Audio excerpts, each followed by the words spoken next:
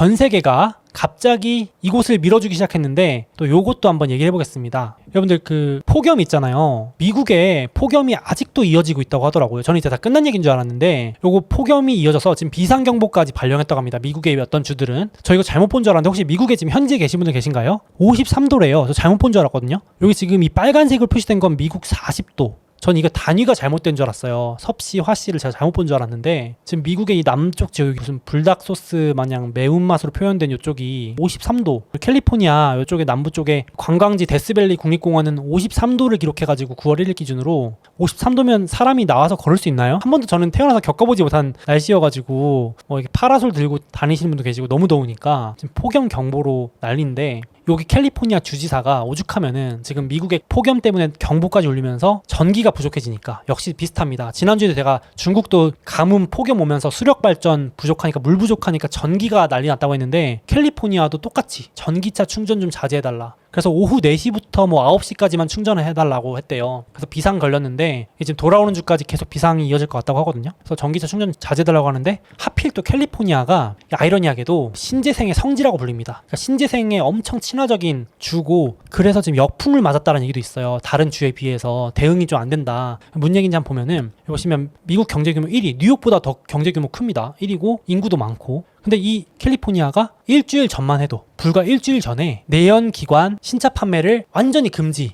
2035년에 선언을 합니다. 그러니까 전기차 투자나 신재생주 투자하시는 분들은 캘리포니아 뉴스 엄청 관심 있게 보시거든요. 여기가 제일 빠르니까 경제력도 있는데 신재생 정책도 친화적이어서 그래서 신재생의 성지라고 불릴 정도인데 그래서 친환경 비중이 30%나 됩니다. 신재생 발전 비중이. 그러니까 지난주에 2035년부터 내연기관 판매 안 된다라고 선언할 정도였는데 지금 이제 비판 아닌 비판이 오는 거죠. 지금 전기 대란 와가지고 전력 비상 오는데 지금 신재생 할 때냐 막 이러면 이제 비판이 오는 거예요. 역풍이 오는 거예요. 물론 알고 의도적으로 그런 건 아니겠지만은 너무 무리하게 친환경 정책만 밀어붙이는 거 아니냐 비판도 커지고 그러니까 지금 이번 주에 캘리포니아 주지사가 입장을 싹 바꿔가지고 신재생 한다면서 탈원전 제일 미국에서 강하게 추진했던 주거든요. 근데 우리 완전 원전 밀어붙이겠다 해가지고 투표까지 오늘 했습니다. 아마 될 것 같아요. 그래서 캘리포니아에 있는 원자력 발전소 여기도 원래 내년 내후년에 다 폐쇄됐어야 되는데 이쪽 여론이 완전 돌아선 거죠. 그래서 입장을 바꿔가지고 이거 연장 최소 5년 이상 연장하겠다로 돌아섰습니다. 그래서 지금 상황이 상당히 안 좋게 돌아가면서 오히려 원전으로 돌아서는 모습을 보여주고 있어요. 그래서 상징적인 것 같고요. 거기에 머스크도 또다시 강조한 거예요. 원전 늘려라. 안보 관점에서 폐쇄는 미친 짓이다라고까지 강조했어요.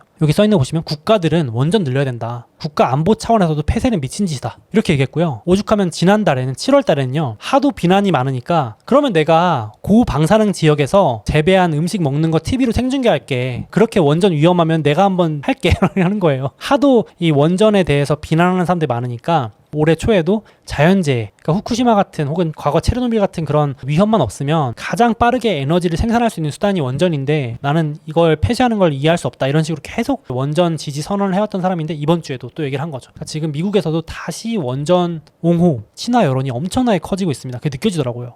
미국만 그런 게 아니죠. 전 세계적으로. 당연히 지금 에너지 위기 온 유럽도 완전히 180도 바뀌었습니다. 제가 보면서 같은 사람이 맞나 싶은데 프랑스도 탈원전 완전 앞장섰던 국가인데 갑자기 180도 바뀌어가지고 모든 원전 재가동한대요. 그래서 10월부터 지금 가스 가격이나 이런 에너지가 난리가 났으니까 매주 새로운 원전 재가동하겠다. 그러면서 프랑스 모든 원전 재가동, 영국도 2028년에 폐쇄할 원전을 수명 연장하겠다. 연장되겠죠.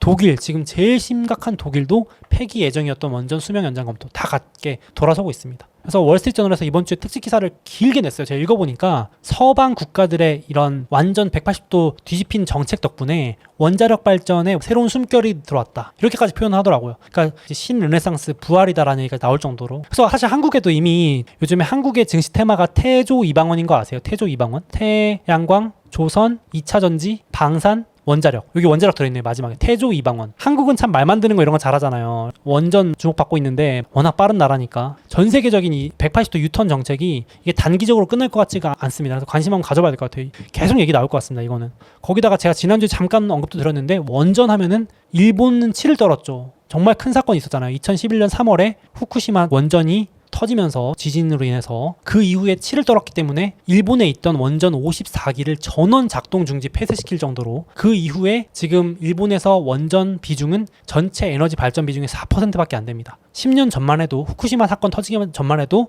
원전 비중이 25%에 달했는데요. 근데 이제 이게 다시 유턴하겠다라는 걸로 가고 있습니다. 심지어 이번 주에는 후쿠시마 원전 대피령까지 해제했어요. 야, 여기서 지금 사람이 살 수 없는 곳이 됐을 거 아니에요? 근데 11년 만에 주민들 다 돌아오라고, 돌아와도 된다고, 강제는 아닙니다만 대피령까지 해제했어요. 요 정도로 지금 일본이 원전으로 완전히 복귀를 천명하면서 원전 르네상스, 지금 전 세계가 돌아가고 있는 모습이 보여집니다. 그러니까 미국이 이번에 인플레이션 감축법까지 포함시키면서 지금 원전 밀어주고 있죠. 이제 분석에 따르면 이제 원전 부활하니까 이왕 부활하는 거 미국이 패권 잡겠다라는 의지도 있다라는 분석도 있어요. 그러니까 원전 부활되는 것 같으니까 우리가 패권 잡자. 미국이 또 그런 거 안 놓치잖아요. 돈 되는 거 안 놓치잖아요. 그래서 실질적으로 인플레이션 감축법 안에 이 공제가 다 들어있습니다. 물론 원전만 밀어주는 게 아닌데 태양광도 다 같은 얘기인데 기존 원전 다시 돌리면 세액 공제 해주고 신규 원전 지으면 또 세액 공제 해주고 설비 투자하면 30% 세액 공제 해주고 지금 빌 게이츠나 워렌 버핏도 작년 재작년에 원자력 뛰어들었거든요. 소형 원전. 그래서 빌 게이츠 얼마 전에 한국도 왔었죠. 소형 원전 때문에.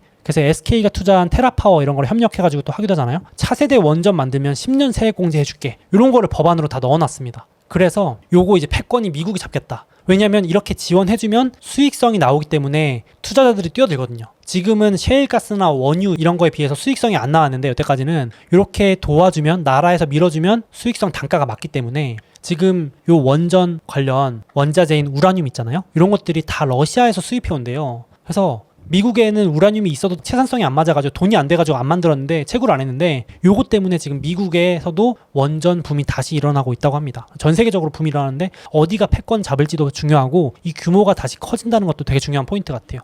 러시아 의존도도 줄이면서 미국 기업들이 수혜를 보겠죠 또. 그래서 지금 언론들도 물론 이런 게 좀 너무 맹신하실 필요까지는 없는데 좀 과장 보태면 이제 원자력발 슈퍼사이클이 온다는 얘기가 하고 있어요. 물론 저는 이런 단어를 별로 좋아하진 않습니다만은 좀 뭐랄까 뽐뿌 놓는 단어잖아요. 좋지는 않은 단어인데 그래도 과거에 7, 80년대에 폭풍 성장했었거든요. 공교롭게도 이때도 인플레 시기네요. 원자력이 폭풍 성장했었는데 체르노빌 사태가 1986년에 있었고 후쿠시마 사태가 2011년에 있으면서 원자력 발전이 꺾였거든요. 근데 이제 다시 또 사이클이 도래한 거 아니냐라는 많은 그 분석 기사들도 있습니다. 보고서도 많이 나와가지고 한번 관심 가져보시면 좋을 것 같아요. 제가 계속 공부해서 공유도 드리고 여러분들 댓글 달아주시면 의견도 같이 수렴해가지고 말씀드려볼게요. 그래서 지금 미국 및 글로벌 원전 산업이 부활하고 있는 건 맞는 것 같습니다. 좀 더 과장 보태면 신르네상스 시대가 오는 거 아니냐 이게 될 것 같고 실제로도 지금 후쿠시마 사태나 체르노빌 사태 이후에 우라늄이나 이런 원전 발전이 줄으면서 채산성 문제로 우라늄 광산 채굴 기업들이 많이 폐쇄해야 되고 문 닫고 파산했대요. 그래서 지금 수요는 늘어나는데 공급은 앞으로도 10년 동안 또 따라가기 힘들다 이런 얘기입니다. 이 그래프가 이건 다 마찬가지죠. 다른 자원들도 마찬가지인데 특히나 우라늄 이렇게 원전이 전 국가가 지금 주목하고 있으니까 수요가 팍 늘어날 수 있다. 그래서 원자력 발전의 원자재인 우라늄 또 이런 차트 보면 또 뽐뿌가 올 텐데 1970, 80년대에 고인플레이션 때 공교롭게도 우라늄 원자재 가격이 14배가 올랐다가 떨어지고 이 변동성 보이죠? 코인 저리 가라네요. 이거 보니까 2000년대 초반에 또 이제 우라늄 가격이 이렇게 오르고 후쿠시마 터지면서 내려가고 혹시 또 이렇게 가는 거 아니냐라는 뭐 이런 그래프를 또 어떤 리서치에서 보고서를 내셨더라고요. 이번엔 우라늄이다 뭐 이런 얘기가 또 나오고 있습니다. 저도 좀 흥미롭게 보고 있어요. 그래서 우라늄 ETF 이건 채굴 기업들이 포함된 ETF고요. 마침 주가도 나쁘지 않습니다. 그리고 혹시 개인 기업 관심 있으신 분들은 세계 최대 우라늄 채굴 광산 기업이 미국에 상장돼 있습니다. CCJ라고 카메코라고. 근데 주의하실 점은 변동성이 어마어마합니다. 진짜 제가 감히 말씀드리면 하루에도 10% 이상 오르락내리락 하는 주가입니다. 그래서 조심하셔야 됩니다. 정말 공부 많이 하시고 투자를 하셔야 되고 모르겠으면 ETF를 장기적으로 본다고 생각하시고 투자하시는 게 나을 것 같아요. 개별 기업 진짜 위험할 수 있습니다. 광산 기업이니까 원자재 기업 투자는 정말 위험한 거 아시죠? 그렇지만 지금 자원 안보 관점에서 글로벌 국가들이 다 같이 좀 돌아서는 느낌이어서 요거는 정책적인 관련해서 관심 한번 가져보셔도 좋을 것 같습니다. 제가 이거는 꾸준히 팔로우를 해보겠습니다. 요즘 에너지 관련 주식들이 들썩하고 이슈들이 많이 나오기 때문에 아무래도 그럴 수밖에 없을 것 같아요. 지금 가스나 유가가 올라 있어가지고 그렇죠? 그렇게 될 것 같고 또 비슷하게 하얀 석유라고 불리는 리튬 있잖아요, 여러분들. 와, 리튬이 가격이 안 떨어지네요. 이게 잠깐 단기 급등이 아니고 이번 주에 또 사상 최고가 했거든요. 전기차에 들어가는 배터리 아시죠? 원재료 리튬. 배터리 또 원재료 리튬. 야, 투자하신 분들은 수익률이 엄청 좋으실 것 같은데 1년 전 대비 4배. 와, 엄청 올랐고, 그래가지고 제가 지난주에 한번 말씀드렸는데 지금 다른 원자재들은 좀 내려가기도 하는데 리튬은 꺾일 생각이 없는 거예요. 일단 중국이 가장 큰 원인 중에 하나인데 리튬 생산의 30% 차지하는 지난주에 한번 소개해드린 쓰촨성 공장이 중단한 게 컸었죠. 가뭄 때문에, 전력난 때문에 공장들 문 닫으니까 리튬 공급 부족 우려에, 안 그래도 지금 전기차 때문에 수요 폭발 중인데 수요는 늘어나는데 공급이 줄어든다는 우려 때문에 리튬 가격 폭등 중입니다. 그래서 이번 주에 텐치 리튬이라고 하는 중국의 1등 리튬 채굴 기업인데요. 와, 진짜 잘못 본 줄 알았어요. 순이익이 120배 늘었답니다. 120배. 야, 어마어마하네요, 진짜. 이거 홍콩에 상장돼 있는데 서학개미 매수 1위에 왜 올랐는지 알 것 같아요. 그러니까 이렇게 좋을 것 같으니까 다 달려드는 거죠. 투자하시는 분들이. 야, 그래서 왜 그런가 보니까 이제 중국의 전기차 보조금을 엄청나게 밀어주니까 지금 다른 나라들은 보조금 줄이는데 유럽은 막 줄이고 있거든요. 중국은 전기차 부양 정책 쓰면서 보조금 때려주니까 전기차가 한 80%인가 판매량이 늘었대요. 테슬라도 수혜해 줄 수도 있지만. 그래서 수요는 늘어나는데 공장 중단하니까 리튬이 부족하니까 뭐 어마어마하게 이득을 본 최대 수혜자가 아닌가 싶습니다. 이게 리튬 점유율인데 전 세계에서 1등 리튬 점유율을 가진 게 앨범알, 미국에 또 있고, 2등이 칠레 기업이죠. SQM. 요게 미국에 상장돼 있고, 텐치 리튬은 중국 기업이면서 3등인데, 제가 지난번에 말씀드렸지만 텐치 리튬이 2018년에 요 칠레 기업을 인수했죠. 그래서 사실상 이렇게 중국이 다 가지고 있는, 중국이 요것뿐만 아니라 전 세계 리튬 광산이나 리튬 기업들 다 인수하면서 잡아먹고 있기 때문에 전 세계에서 리튬 생산 재련 60%가 중국이 다 차지하고 있을 정도로, 뭐 배터리 시장, 원자재 시장은 중국이 먹었다고 해도 과언이 아닌데 이렇게 수혜를 다 보고 있는 것 같습니다.